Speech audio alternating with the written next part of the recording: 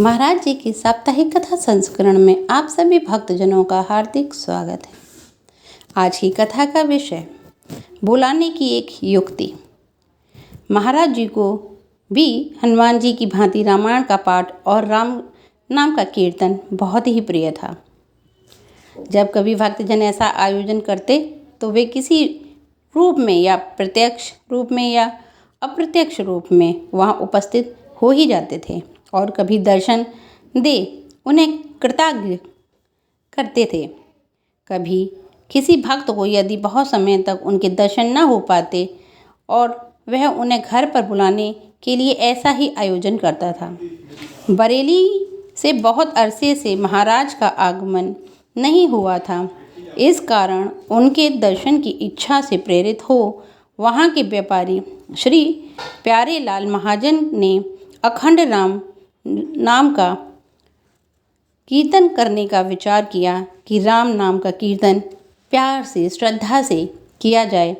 संयोगवश आपके गुरुदेव श्री स्वामी विद्यानंद जी आपके घर पधारे थे। इस अवसर पर आपने उनके आगे इस कीर्तन का प्रस्ताव रखा। गुरुजी ने हरे राम राम राम हरे हरे कीर्तन प्रारंभ किया। रात बहुत देर तक आप और आपकी पत्नी कीर्तन का आनंद लेते रहे।